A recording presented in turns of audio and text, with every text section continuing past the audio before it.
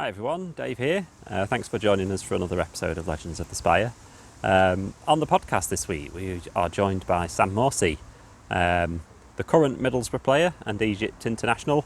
Was with Chesterfield from 2013 to 2016. In those kind of 2 and a bit years, it was unparalleled success, really, when Paul Cook was at the helm, as we won the league title in 2013-14 season, and then got to the League One playoffs in 14-15. It was great to have him with us to talk about that squad at the time and what it was like playing under Paul Cook. Some great players around that time with people like Gary Roberts and Owen Doyle and Ian Evatt and his mate Jimmy Ryan in midfield as well, as they had one of the greatest midfield partnerships for Chesterfield, certainly in recent times, maybe all time, who knows. As always, we're on @SpireLegends and Legends of the Spire on Facebook. If you do want to get in touch, please do. I hope you all enjoy the episode. Sam was one of the quickest players to reply when I asked him if he'd wanted to come on the podcast. He loved his time at Chesterfield, still has a huge affinity with the club. Have a feeling he might be back one day before he retires, who knows. But I hope you all enjoy the episode. This is the one and only Sam Morsy. Legends of the Spire.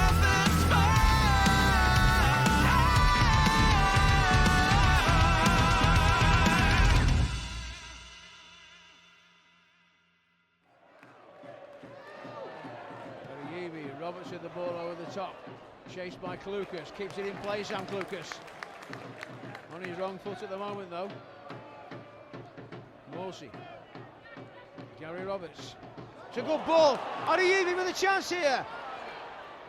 Pulls you back for Morsy! I always like to start at the beginning, if that's all right. So before we get into the whole Chesterfield thing, which we'll obviously have a good chat about, but like your early footballing memories, because obviously from Wolverhampton, aren't you? So who were your kind of idols and your team that you were following as you were growing up? It was Wolves, really. It was Wolves, and I used to love the Brazil teams. The Ronaldinho, Ronaldo, Rivaldo's. I'll always remember the World Cup game against England when we watched it at school. I'd come in with my Brazil shirt. So I loved the style of play. And then Wolves, really, followed Wolves. So it was the Paul Ince era, Alex Ray, Colin Cameron. I always used to go to the Wolves on a Saturday. We used to get free tickets being in the academy. So it was always following Wolves, really. That's my hometown club. Yeah. And then you got you were with them, weren't you, as a kid, but then left when you were about 17, something like that. You went to Port Vale. I was there 7 to 16. I was released. I didn't get a scholarship, and then from there got a scholarship at Port Vale and started my career there. Yeah.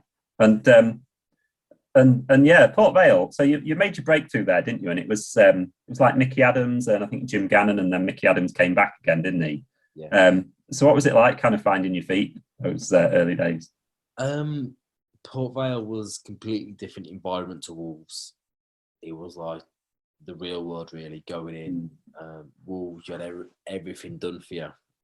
You were treated like a first team player, even as kids, really. And then going to Port Vale was a complete culture shock.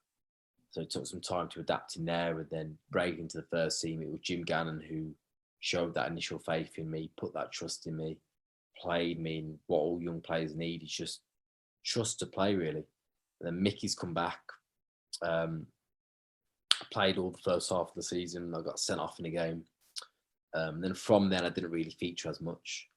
I think for younger players, obviously, Jim definitely helped me a lot, helped develop me, put a lot of confidence in me. And Mickey, it's hard, really, because football's such a results-based business. You sometimes, as managers, you can't nurture the players, or I didn't really get that, to be honest. I had that with Jim. I didn't really get that. And then from there, I moved on to Chesterfield.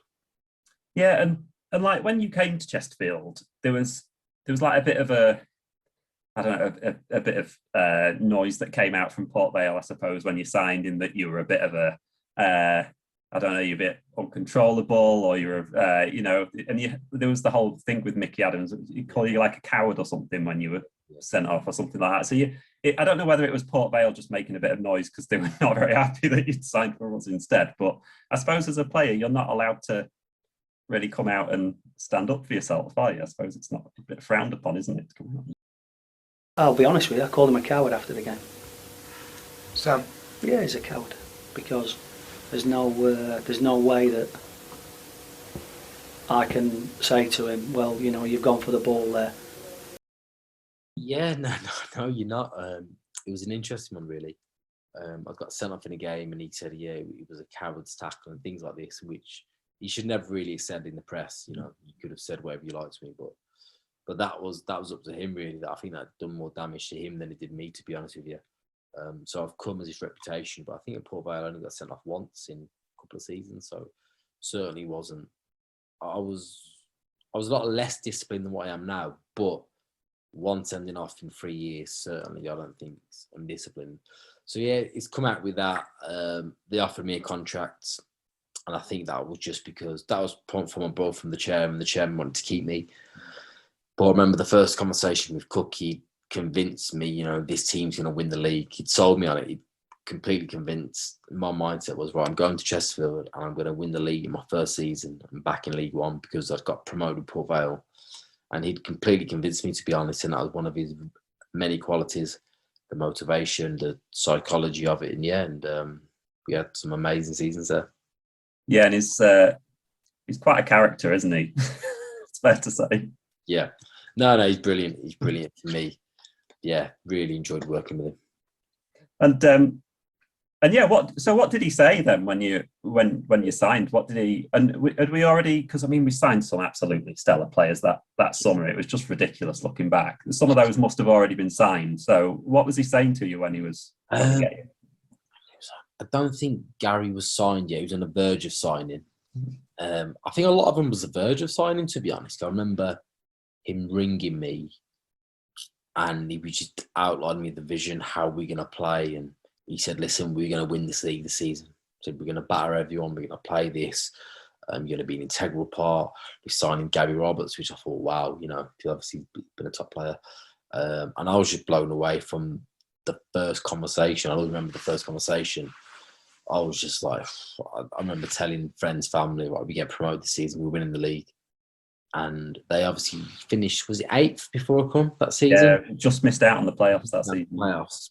But there was just I was completely convinced, and everyone who came as well was completely convinced, you know, we're going to dominate the league, which we did. And it was a great season, you know, I'll always remember it because on many occasions, managers and opposition would say, this is the best League Two team they've ever seen. So I think it was that good in terms of style, and, you know, we used to batter teams, didn't we? It was great days, but yeah, that motivation early on, I was convinced we'd win the league before even seeing the players. Yeah, definitely. I mean, there's only, in my whole time supporting Chesterfield, there's only 2 things where I've ever thought I need to sit back and enjoy it, make sure I enjoy it a bit, because it's not going to last. And that was any game that Jack Lester played in, and those seasons under Cook. Because when it was like a well-oiled machine and it just clicked into gear, it was just breathtaking at times. As you stood in the middle of the pitch, you've obviously got a 360-degree view of everything that's happening. Did you ever get moments where you just kind of had a chance to stand back and think, oh yeah, this is really good? Yeah, definitely. I mean, that first season, and even the second season, to be fair, but that first season, we was just putting teams to the sword, you know, just the way we was playing chance after chance. I'll always remember when we played Mansfield at home, we lost 1-0, but we've pinned them in for the entire game and just absolutely battered them chance after chance after chance. And that was probably the first time where I thought, yeah, this is a proper team here. And it's just got better and better, really. Like, it was a joy to play in.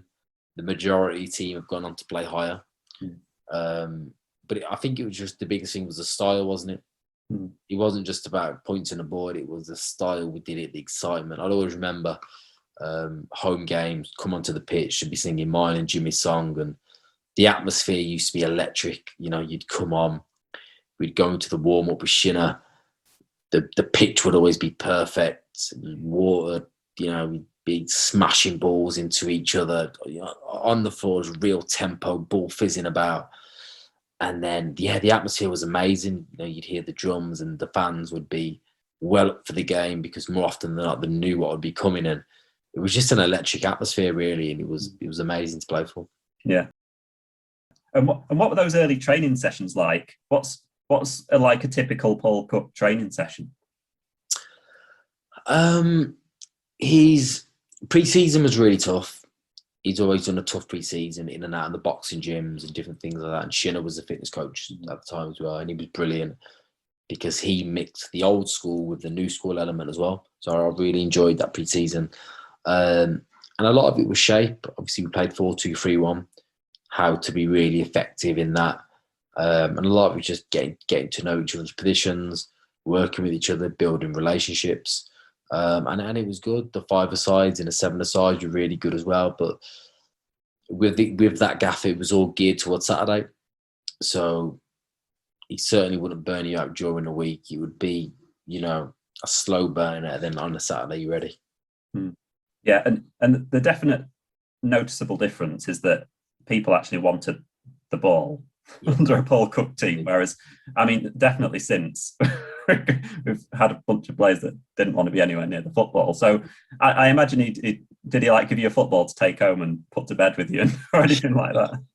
Well, that was it, actually. He made Dariqua carry a ball with him all around the training.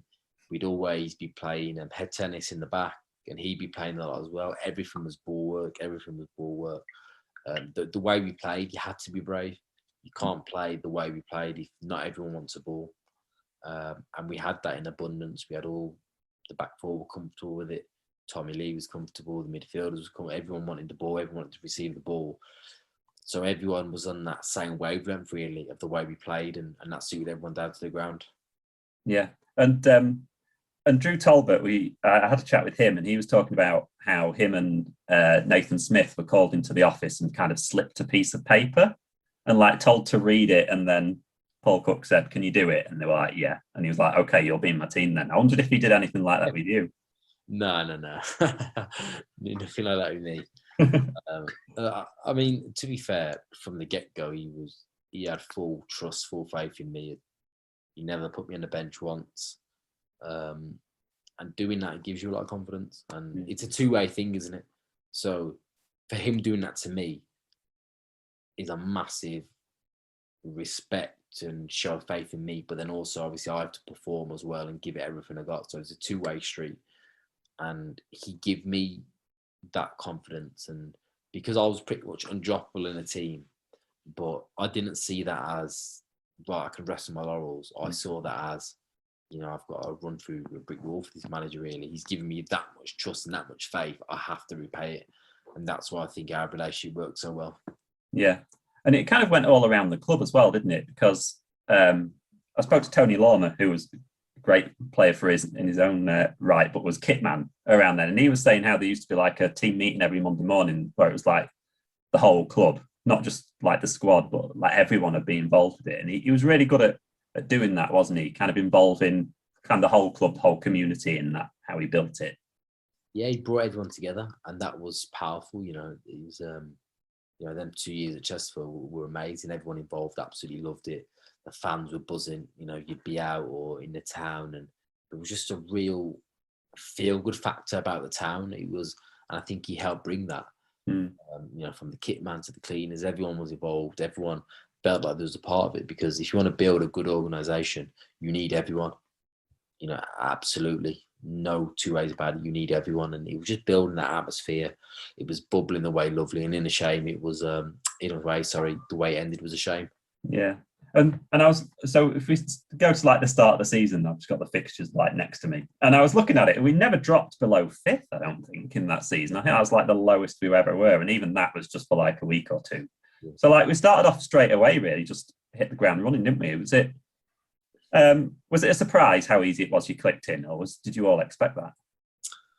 It's probably a bit of a surprise, to be honest. I mean, some games early doors away, because there was a lot of new players, wasn't there? There was Evo, who was just signed. There was myself, Jimmy Ryan, Gabby Roberts, Doyle. There was a lot of the 11 who had just signed, but we just seemed to click straight away, to be honest. Just seemed to click. Me and Jimmy clicked straight away in the middle of the park. And And it was a little bit surprising, if I'm honest, where it was sort of like, wow, you know, we're just going out with these battering teams. And then obviously every season there are sticky points where you're not winning a few or whatever. But pretty much that season was it was plain sailing really, and the football we was playing as well. We was the best team in the league by a mile. Leeds can't get hold of it now, and it's Chesterfield in possession. You know, we've not really gone. You know, Norris isn't really getting into the game, Tom. You know, from their point of view, they're actually passing the ball a bit on us now. Very nicely. Here's Talbot on the right. He's got Derico just inside him, inside right channel. He'll play the return pass for the flying fullback. Great cross towards the back post, header and a goal. And it's a fantastic goal for Chesterfield. Well worked, Talbot involved. A fantastic cross into the penalty area, and the header down past Paddy Kenny. It was a pinpoint cross, and it was a pinpoint finish, and from that kind of range, that far out of goal, there was no chance for the Leeds United goalkeeper, and Leeds United in the Capital One Cup first round find themselves one down.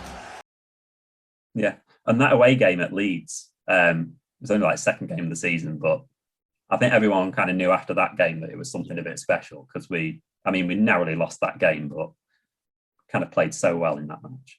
No, definitely, and that was probably a shock, if I'm honest, because the first sort of 5 or 6 games in a season, you don't know how they're going to go. Everyone's still learning each other, whatever. But yeah, the Leeds game was huge. We played them off the park at Ellen Road, and that's when I think we all sort of knew, right, we're going to do something this season. Yeah. And what was the personality like in that squad? Because again, like when we spoke to Drew Talbot, he remembers like when we won up to Sheridan a few years before, it was quite fun. But he said with this squad, because Cook was so tough in what he wanted to achieve, that everyone was just quite focused for it. How does it compare to all the squads you've been part of? Yeah, there was definitely a focus there. There was a lot of good characters there. It was that mix between, there was senior players, obviously like Drew, like Gary Roberts, Evo, Richie Humphries, Mark Richards. There was people like this who senior players, whatever. Then there was younger players as well coming through, and it was a good mix. Everyone was really focused. We all knew what we wanted to do, what we wanted to achieve, and yeah, there was a relentlessness in getting it. I think the manager as well, he was absolutely desperate for success as well. And when a manager's like that, it just filters down into the team. Yeah. One game I did want to mention was the Morecambe away game, which was, I remember going to that game with a friend, and we were 3-0 up at half time, and then it all went a bit wrong. So I know we're going to talk about a lot of success, but I wanted to mention that game. What was that like playing in? Yeah, that game was a disaster. When it's 3-0, I thought it was going to be 7 or 8. Generally thought it was going to be 7 or 8. We were playing so well as well, weren't we? But it's just football, isn't it? I think it was Evo's first game, wasn't it? Yeah, and I think there was like the 2 or 3 subs that it was just seemed that Cook was trying to bring on someone to shore it up, and then it would just go the complete opposite way. It was just kind of one of those games, I suppose, wasn't it? It happens, but I guess sometimes you need those games, because we had all the plaudits. Everyone was saying, what a team. And then that happened. To concede 4.5 against Morecambe is outrageous, isn't it? So, but that was a reality check. We need that reality check where everyone, right, refocus, go again. And I think in every season, every promotion season, or when you're trying to win something, sometimes you just need that little bit of reality check. Yeah. It was a long trip home, but I mean, you look back on it and you kind of laugh about games like that. I suppose it's what makes football so good, isn't it? Definitely. Gary Roberts has been lively all season. He's been in excellent form. Chance here, goal! Morsy with his first goal for Chesterfield. It's not taking him long. 5 minutes at the Prague Stadium. And then yeah. So your partnership with Jimmy Ryan, like it almost felt like you'd been playing together for like a decade or something, because it just seemed to click straight away, and you seemed to know what each other would do. Did it? How much work was that on the training ground, and how much was it? It was just like a natural thing. I think it's just a natural thing, to be honest. It was just a natural thing. I played with a player who wasn't too dissimilar the season before, and Chris Shuka. And I've done really well with him as well. So we've come in. Obviously, there was work on the training ground when we did shape. But to be honest, it was just one of those things. You know, we played well together. We knew how to cover each other. We both had sort of different but similar attributes in terms of both worked hard, both wanted to get on the ball, both wanted to pass it on the floor. And it just come together. And as the season went by, it just strengthened and strengthened. Yeah. And what kind of things were you saying to each other, like, throughout the match? Was it kind of I'll go, you go type thing? Yeah, sometimes, but not much, if I'm honest. Not a lot. It was just natural, really. If he'd be in different areas, I'd cover him. If I'd go to different areas, he'd cover me. There'd be a little bit of communication, but there wouldn't be a load of communication. It would just be we'd go for each other, really. There'd be some games where, you know, he might be running the game and I might be his foil, and other games the other way around where I'm dominating the game and he's my foil, and sometimes we're both doing it, or, you know, it just worked. We both helped each other. We was both wanted to accept the responsibility and to help each other. Yeah. And yeah, another thing is that the JPT run as well that season, which obviously ultimately was a bit disappointing because we lost it in the end. But it's a Wembley trip, isn't it? And it was, I mean, it's another nice cup run, isn't it, that you have, and it's so close to having a league and cup double as well that season. Yeah, it was brilliant. It was a really good run. Some good nights. I remember the night at Fleetwood when we confirmed it, and we played well that day as well. We played really well that day. We was really unlucky, but that again was another. It was another great experience, and it was another reminder to say, next season, right, we're gonna be right up there, because it gave us a belief playing against opposition high. I think Peterborough, did they get in the playoffs last season? I don't know, but I know they had a decent team, didn't they? Brick scored, but it's longer. And that they had a good team, to be fair to them. McCann played, didn't he? The manager now of Hull, he played. So they had a decent team, but that was definitely a game where we thought, right, next season we're going to be okay. Yeah, and was that what was that like for you, just playing at Wembley? Because I mean, still pretty early in your career, aren't you? I suppose it must have been. What was the experience like? No, it was amazing. It's just the whole build up. You see it a day before, then everyone's suited and they're travelling, and no, really good. I remember the manager said to me, you know, I'm the coach, have 5 minutes to reflect, and I want you to think about how well you've done this season and just enjoy the game. So little things like that. But it was amazing to play in Wembley. You know, you see the flames before and see all the fans, and the atmosphere is electric. So that was an amazing experience. And the funny thing is, everyone says it when they play at Wembley, especially early on, you think you're going to go back every year. But the reality is, you know, if you play there once in your career, you've been lucky. And what's the surface like to actually play on? Because I've had quite a few players on now that have played at Wembley, and they've all kind of said that it's not really the best surface to play on, really. It's a bit spongy.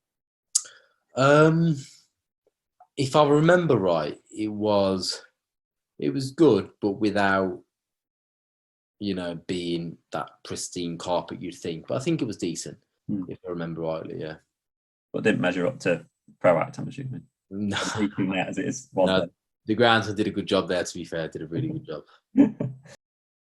And you mentioned Shinner a bit earlier on, because I wanted to mention him because it seemed like a really key part of that squad and that team at that time. And he was really unfortunate when, I think, was it Dean Saunders that let him go, or I can't remember.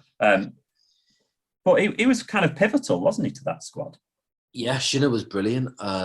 Not just at his job, which he did really well, but also in team meetings, the gaffer would always want Shinner's perspective. He really trusted him. I did a lot of work with Shane as well, and he sort of helped me physically. And like, again, he had that old school mentality, but also the new school training as well. So it was a really good blend. Everyone felt really fit. Everyone felt sharp. And no, obviously Shane's a great guy, and he was a big part of it. He was a big part of it because you could talk to him on a level. Because sometimes as a player, you don't want to speak to the coaching staff about certain things. But if you was to speak to another member of staff, you need to know the trust is there. And Shinner was someone who I always 100% trusted. and he did a great job. And obviously now he's at Derby now, and I think the sort of guy he is, someone like that in your dressing room at your club, is only going to benefit you. And like you say, he's got a lot of life experience as well, hasn't he, from his career, which obviously for a player like you that's maturing, is kind of key to have someone like that, isn't it? And I suppose you have players like Evo around you as well that have kind of been there, done it as well, haven't you? No, it's massive because you need that as well. Like, not even when it's going well, when it's not going well, when sometimes keep your feet on the ground. And Shinham was great at that. Again, like he built up a good relationship with a lot of the players. I had a great relationship with him. I still speak with him now. And when you've got someone like that that can guide you, you fully trust them. You know everything they say is for your best intentions, and it was great to work under him. Yeah. And what were your key memories in that league winning season? Were there any games that stuck out for you? I'm putting you well on the spot because it's like 46 of them. Yeah, Oxford away was one because I remember they was meant to be up there, and I remember we played really, really well that game. Mansfield, that was one as well at home, even though we lost, just because I thought we played that well. York away, I think we won 3 or 4-0 or something, but we scored like in rapid time. Cheltenham away again, we just scored goals straight. Like a lot of the time when we turned it on, we'd have like a 5-10 minute spell, and we scored 2 or 3 goals. Hartlepool away, I remember that one as well. There was loads of games really. There was loads of really, really good games where we just completely dominated the opposition. Really, yeah, it was really fun to play in. Did you ever get much let up from it? Did you ever get much like time off, or was it? Looking back, did it feel pretty relentless? Being there at the top, or I suppose if you're top, you play every day, can't you? Yeah, no, he was relentless, but Cookie he wouldn't kill you in training, especially if you're playing. So you'd get that rest, you get that downtime, get that recovery time. Then on Saturday, he'd demand you to be 100%. If not, you'd feel his wrath, and there'd be the meetings with the video analysts, and he'd kill you if he wasn't happy. But to be fair, the way he set us up was sometimes relax during a week, and then obviously come game day, just make sure we're at it. Could you hear him during matches? Because most of the fans sat in the West End could just hear him say pass, pass, pass, pass. Yeah. All the time. Did you zone out from that eventually? No, he's very vocal, very demanding on what he wants, and it's why he's been so successful at every club he's been at, because he's got a clear identity in what he wants to do, and he's relentless with it. Yeah, that title run in for the final games, you were actually suspended, weren't you? Because you got sent off against Exeter, I think. So you missed the last 3. Yeah. I mean, what was that like for you? Sitting and watching it must have been awful. Well, I'd done my hamstring that game as well, so I probably would have missed out anyway due to injury. Yeah, but we was in a strong position, and the players were playing great as well. So I was fully confident. But it was great to watch, actually, see how we done. Then obviously the game at Burton. Was it Burton away? Yeah. Yeah, it was class. It was class. Where were you sat for that Burton game? Were you up in the I was on the bench with the lads and the bench and all that, yeah, so that was good. Yeah, because there was a couple of great goals from O'Shea, weren't there? Yeah, Jay did really well for us. He always come up with a big goal, and he was a really good player.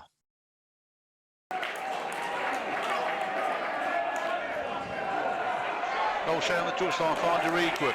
Back to Gardner's first time, crossing towards the 6-yard box. Third ball homeless.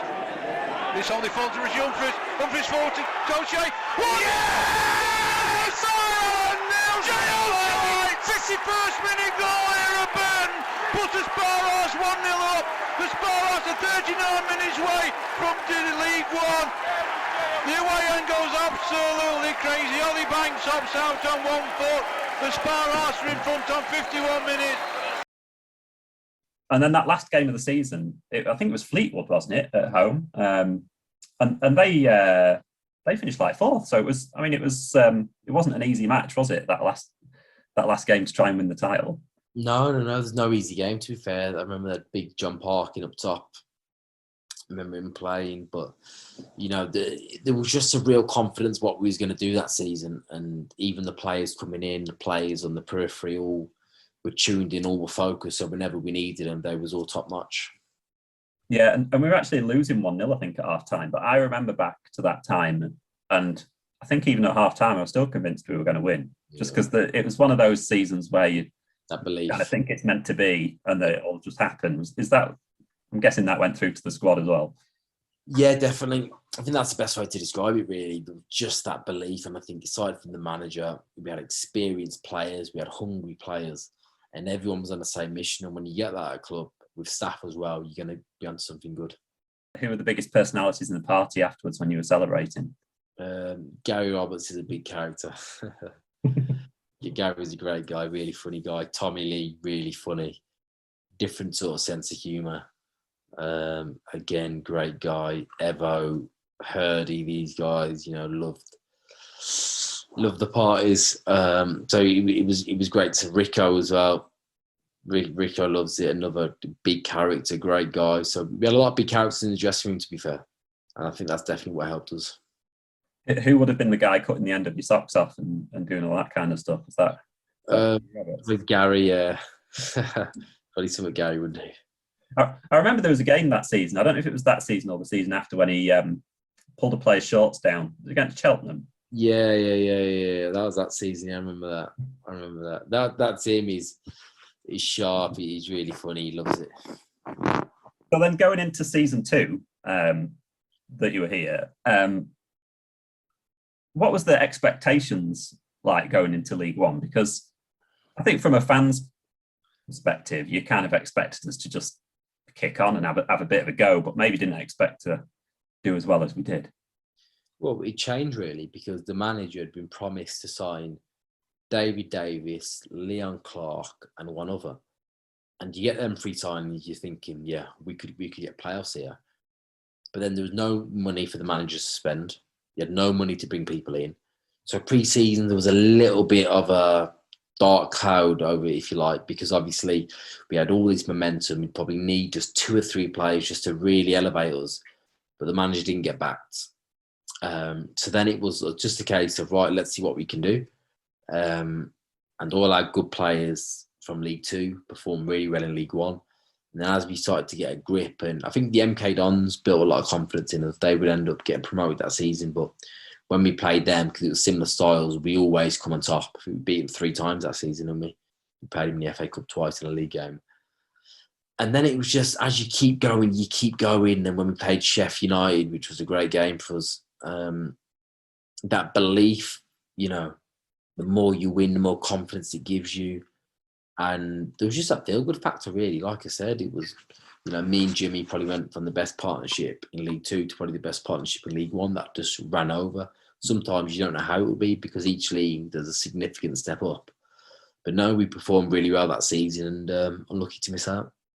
It's interesting as well, you say about manager not being backed, because it seems like a carbon copy of what happened the time before when we got promoted to League 1, in that Craig Davis went to Barnsley and we were meant to be signing Clayton Donaldson, and then it just never happened.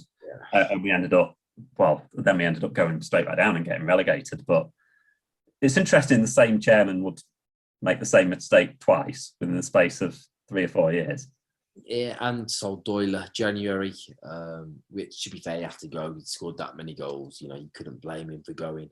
But even that was disappointing as well. And then Tommy Lee was injured for the playoff game. So in another time, we maybe could have got to the final, but it was just a bit of a big ask for us. Yeah.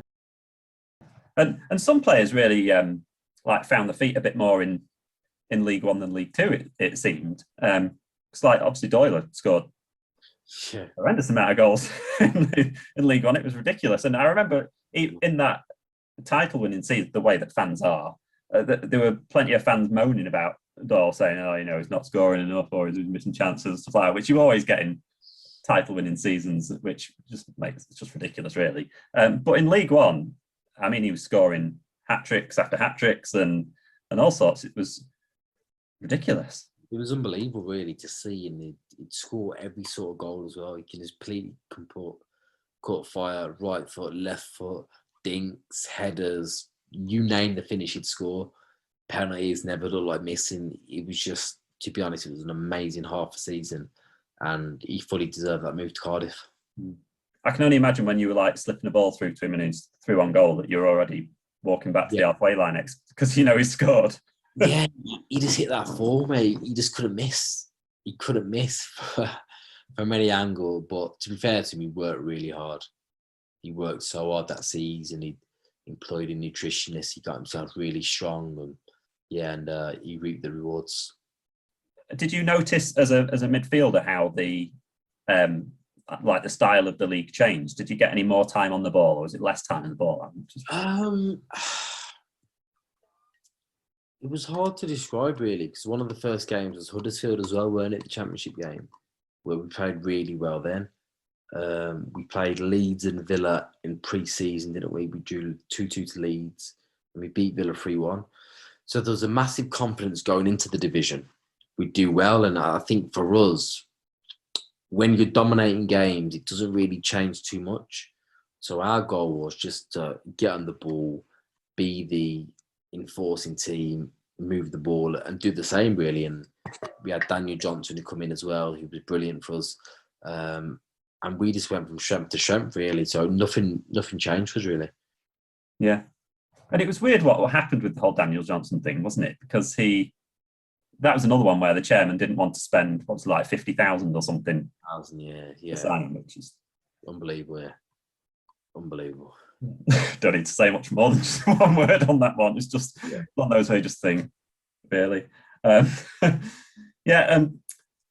was it like? So you mentioned like Doyle getting sold in January. It was right on transfer deadline day as well, wasn't it? But kind of other players stepped up, didn't they? Like, was it Lucas ended up playing up front a little bit? Yeah. Lucas done great. We brought in Byron Harrison. He's another one of my close friends. So I won't talk about how he did too much. No, he did okay. He had injuries, different things like that. He never got a chance, really, did he? Lucas ended up playing up top, scored some good goals, and Lucas was just so reliable. Play anywhere sort of thing. So, yeah, everyone stepped up, really. But obviously, come the end of the season, you need your goal scorer there, don't you? Obviously, Preston had Beckford and Garner, and unfortunately Doyle wasn't there for us.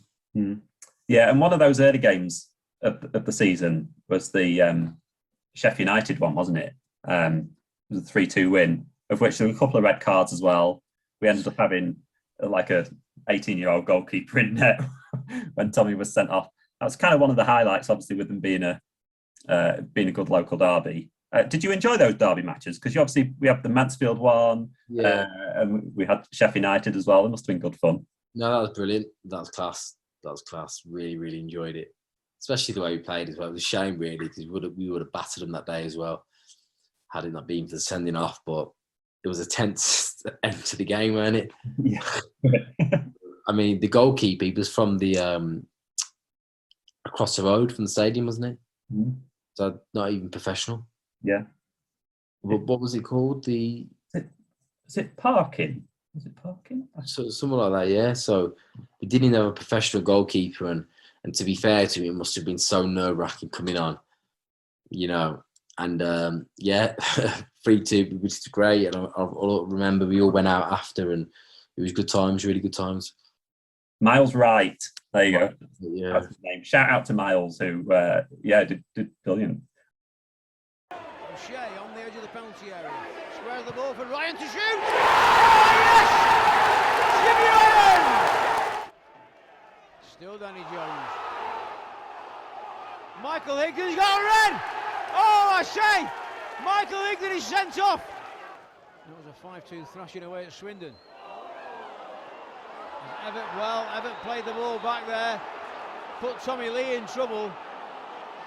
And what's going to happen here?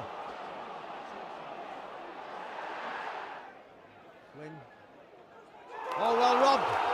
Gary Roberts with the chance here. Roberts, can he go all the way? He's got Doyle in support, but he doesn't need him. The cross comes into Johnson in the penalty area. Danny Johnson's shot. Doyle! There's no flag from the linesman.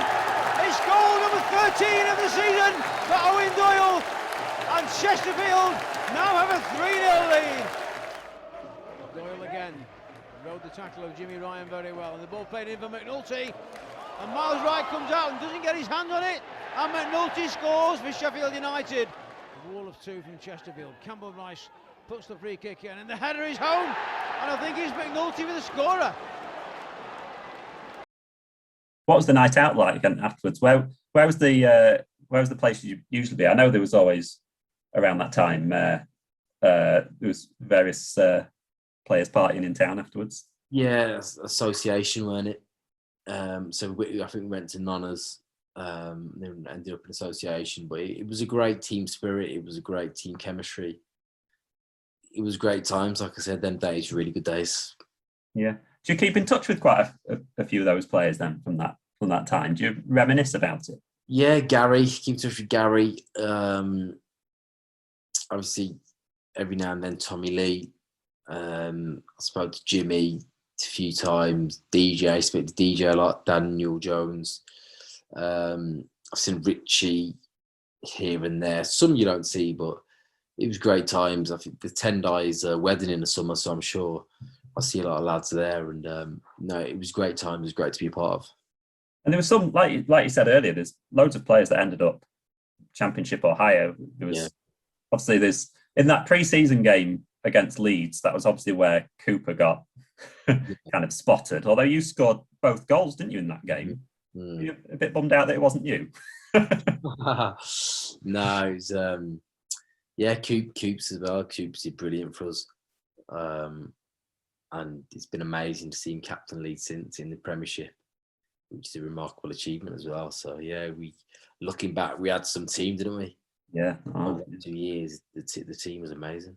Yeah, and yeah, obviously once Doyle had left, and then we were gunning for that playoff spot and managed to grab sixth. It was great. We always kind of felt like the underdogs, especially because Doyle. I think if Doyle had still been there, we'd have probably felt like one of the favourites for the playoffs. Did that kind of go through? What did you feel like in terms? Do you think you had a good shout for it, or did you always feel like the underdog? No, I thought we had a great shout. I think the game against Preston, they went 1-0 up at our place. We played really well that game. Then at their place with that being chanted and we Lucas a 1-on-1. Then we had a goalkeeper, Murphy. I don't know if he played for a year. Obviously, Tommy was injured and it was stacked up against us. It just wasn't meant to be. I think in those games you need things to go for you, and they just didn't go for us. At the end of that season as well, there was loads of rumours going around fans, and I'm sure that Cook had not been that it kind of lined up. Maybe Margarita was going to sign permanently or something, or it lined it up so that he could possibly come, and that then it was kind of rug was pulled from under him, and that there was a kind of sense that Cook was already going before that Preston game. Is there any kind of truth in that? Did anything go around the players with things like that? It was nothing we heard, but I just know from the start of the season when he didn't get backed at all, and then in January we could have signed DJ for 50 grand and they didn't do that. So I know he was disappointed, because we all was really. We lost one of our best players to a rival for 50 grand. Do you know what I mean? It was ridiculous, really. But no, not what I know of. Everyone was focused. But obviously from a manager's perspective, when you're not getting back like that and when you're selling your best players, you know what's going to come, don't you? Yeah. Yeah, and there was definitely a sense that if I mean, obviously it's ifs and buts, but there was a sense that if they'd have backed him, that even if we'd have not gone up in the playoffs that year, there was a sense that we'd have probably finished the top two the season after with that team. Yeah, there was a real big belief among the players, to be honest. But I don't know. I don't know if there was money problems at the time or whatever, but we just need that little push and we just didn't get it. Yeah, it's one of those things where you look at Wickham going up and you kind of think, unbelievable. That was like our chance a few years earlier to be that Wickham team. And then we just kind of obviously mention it is in that time after Cook had left and you obviously were still here, and Dean Saunders came in. What was the change like when he came in? To be fair, by then all the players had gone. So obviously, Tendo went, Lucas went, Gary went, Jimmy Ryan went. So all the spine of our team had gone. Dino was a really good guy, to be honest. He was a good guy, done his best, but this just wasn't the same team. And funny enough, he got backed. Yeah. He got backed and he brought his own players and it just didn't work out. He probably needed a little bit more time, to be honest. But I think because of what the fans had seen under Cookie, there was this expectancy now. But it was a complete different team. Still enjoyed it. And I've only got a good thing to say about Dino, really, and his staff. But unfortunately, yeah, it ended early for him. Yeah. Did your role change a bit more? Because you scored a few more goals in the first half of that season than you did previously. You had 4 or 5, I think. Yeah, not really. But he just said, listen, I want you to, if there's opportunity to get gold. And yeah, it was something I enjoyed. But like I said, it just wasn't the same team. There was half the team missing. Yeah. And there was a good highlight. There was the 7-1 against Shrewsbury. I think that was like a few games before you left, I think. Yeah, that was brilliant, yeah. Like a good thrashing. It's always nice to have a good thrashing and score 7, isn't it? Definitely. So yeah, and then you ended up eventually leaving for Wigan, didn't you? So, and it's funny how it was Gary Caldwell that signed you, yeah, wasn't it? Which, as a Chesterfield fan, in purely footballing terms, I wouldn't have too much great things to say about Gary Caldwell because he didn't do very well at Chesterfield, but he did really well at Wigan, didn't he? And kind of won the league. Yeah, again, I mean, the team which won the league was an unbelievable team. He was an unbelievable team, and Gary still had to do his bit. But after we got promoted, he wanted to make all these wholesale changes. He wanted to bring in this player, that player, and I just don't think there was just a bad atmosphere in pre-season, to be honest, that one. And obviously I was on loan. I ended up going on loan to Barnsley in August, but straight from the offset, it just wasn't right. There's a lot of things wasn't right, and ultimately set up for a really, really disappointing season. Yeah. Yeah. And like you say, you ended up at Barnsley, didn't you? And I read that there was a whole thing about they weren't sure when they recalled you back to Wigan, whether, because they had like an option to buy, didn't they, Barnsley? So was there did you nearly end up there full time at Barnsley? Yeah, I nearly ended up at Barnsley full time. I had a really good spell there, really enjoyed it, loved playing there, loved the manager, Heck, he was brilliant. We had a great team. It was just unfortunate, to be honest, at that time.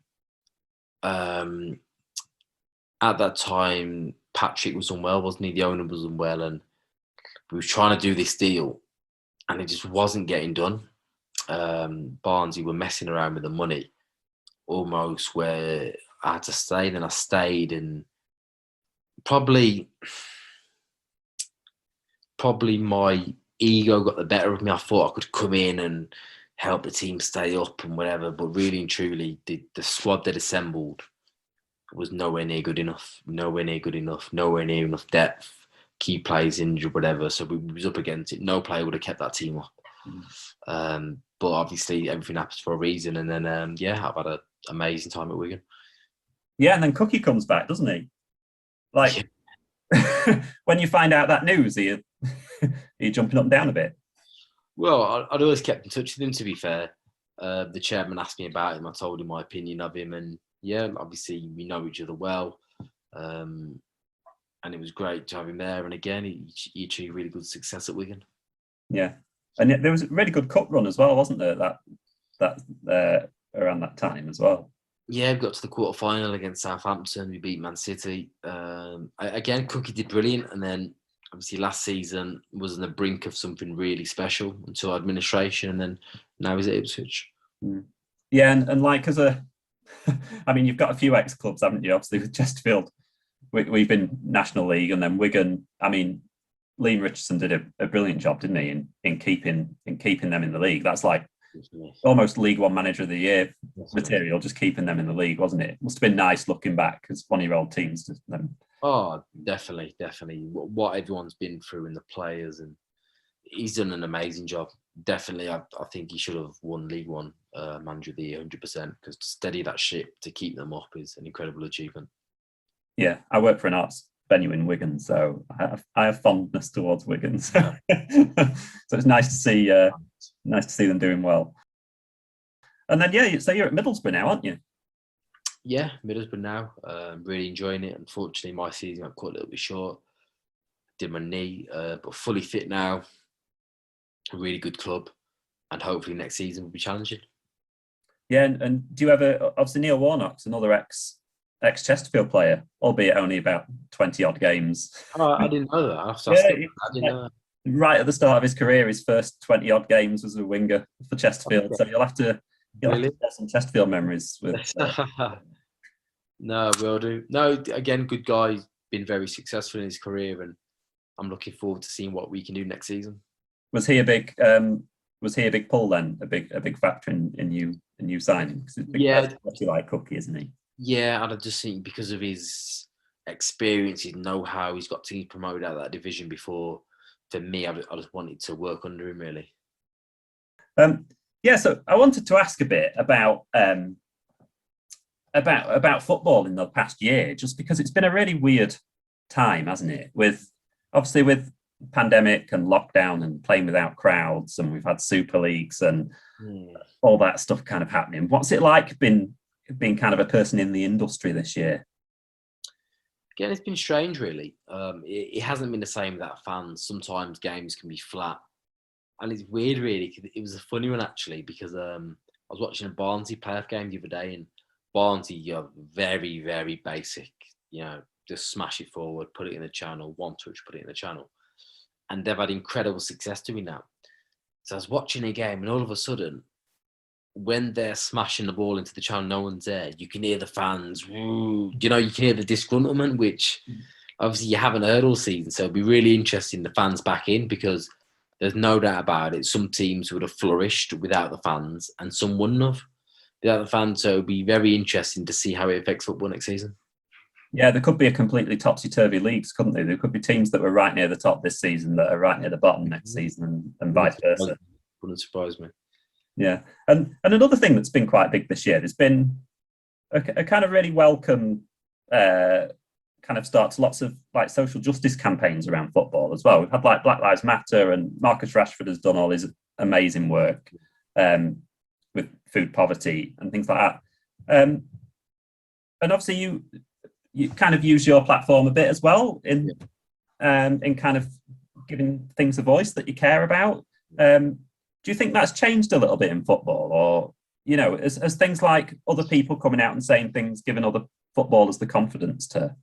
I think so. Yeah, I think you've got a platform now. You've got a platform of influence, and I think you have to use it for the right reasons. Obviously, social media sometimes gets a bad reputation for obviously the abuse of if you use it abusing people, which obviously you shouldn't do, but the positives are, like you said, you can give things a voice, you can share things, you can, even with what's going on in Palestine now, obviously I've had friends sort of speak to me, and people reach out, so I didn't realise, and they've done their own research and they've come up with their own sort of conclusions about it, but it's just spreading awareness, really. And I think it is very important, because without getting too much into it, things do get done. There was a place where arms are manufactured in England, and that's been shut down now through protests, through people sharing a voice. So it is important, and it's important we look after each other, really, because it's not about Palestine and Israel and Muslims, and it's not about this. It's just your basic humanity. Do you know what I mean? No matter what colour, race, religion you are, if you're being oppressed, if people are dropping bombs on you, if people are shooting at you, if you know what I mean, if people are coming to your house and kicking you out of your house just because they think they've got a right to, you have to speak up on these matters, and more people are talking, which is great to see. And last couple of things from me. There was we should mention your international career, because it's always nice when ex-Chesterfield players get called up. We've got Thomas Hitzelsberger and Mark Williams, and I'm trying to think of Kevin Davis, people like that that have been up. And you played in the 2018 World Cup, wasn't it, in Russia? Good fun. Yeah, amazing experience. I'd been with the national team for a couple of years, and a great opportunity. And it's great to come on and play, because there's one thing going, another thing coming on and playing. So that was definitely my sort of highlight of my career, and it's just a surreal moment, really. And from what I'd come from and worked my way up, and it was just an amazing achievement for me. Yeah. And what was it like having? Because it was Cavani and Suarez, wasn't it, playing up front for Uruguay? What was it like having them running around you? It was a bit surreal, to be fair, watching it, and the stadiums were amazing, and then coming on and sharing the same pitch. It was just a huge honour, really, and something I'll never forget. At the end of the match, did you swap shirts, or did you keep yours? No, because we'd lost. You see, we'd conceded pretty much in like the last minute of the 90, so it was just a little bit. You don't think at the time, do you know what I mean? So no, unfortunately not. I suppose it's nice to have that match worn shirt. Did you keep that, or did you give it to? No, I've kept it. Got it framed on the wall or not? No, not yet, but I'm going to, definitely.